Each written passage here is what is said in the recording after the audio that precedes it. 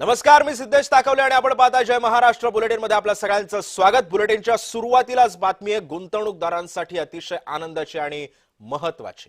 युद्धामुळे मोठ्या घसरणीनंतर आज शेअर बाजारामध्ये उत्साह पाहायला मिळतोय। ट्रम्प यांच्याकडून युद्ध थांबवण्याच्या वक्तव्यामुळे बाजारामध्ये उत्साह आलेला आहे। सेन्सेक्स उघडताच 700 अंक तर निफ्टी 200 अंकांवरती जाऊन पोहोचलाय। ट्रम्प यांच्याकडून युद्ध थांबवण्याच्या वक्तव्यामुळे आता बाजारामध्ये तेजी यायला सुरुवात झालेली आहे।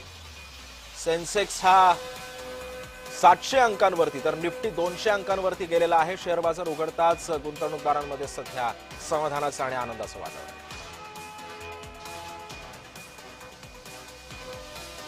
त्यामुळे ट्रम्प यांच्याकडून युद्ध थांबवायला जेव्हा होकार आला तेव्हा सेन्सेक्स उघडताच 700 अंक तर निफ्टी 200 अंकांवरती गेलेला आहे।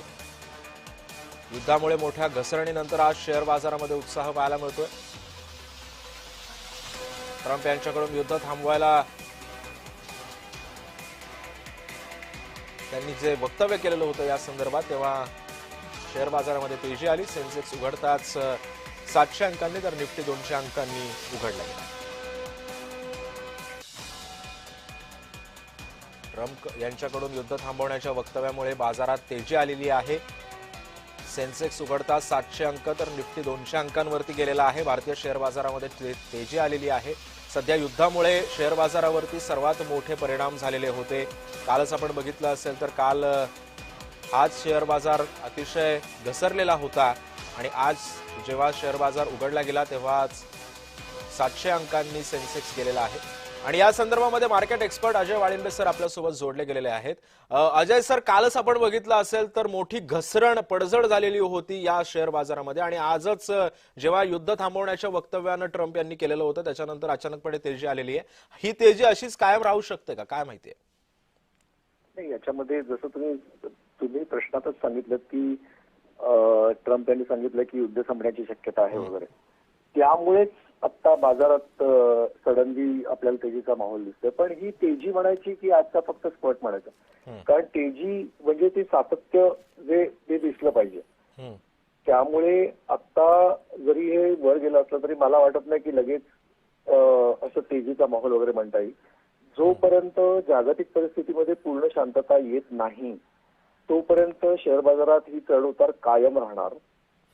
आता कारण तेलाच्या कितीही जरी आपण म्हटलं आज कच्च्या तेलाच्या किमती थोड्या घसरलेल्या दिसतात।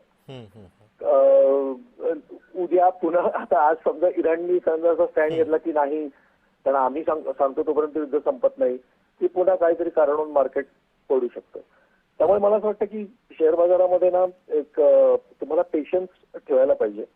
जे आपण कालही सांगितलं होतं की पॅनिक डिसिजन कुठलाही घेता कामा नये की आज मार्केट वर जात आहे म्हणजे लगेच इमिडिएटली मी थोडा प्रॉफिट बुक करीन किंवा मी आता काहीतरी खरेदीला आत्ताच उतरायला पाहिजे वगैरे असं अजिबात नाही करायचं।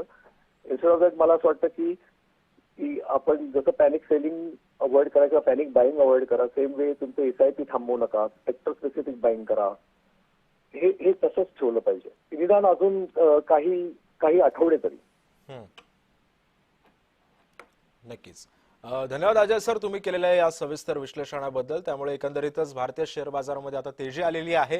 ट्रम्प यांच्याकडून युद्ध थांबवण्याच्या वक्तव्यामुळे बाजारात उत्साह पाहायला मिळतोय। सेन्सेक्स हा 700 अंक तर निफ्टी 200 अंकांवरती गेलेला आहे।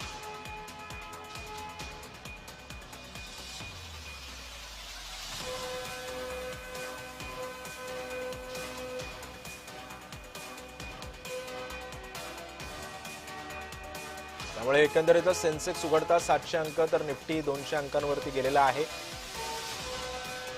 युद्धामुळे मोठ्या घसरणीनंतर आज शेअर बाजारामध्ये उत्साह पाहायला मिळतोय।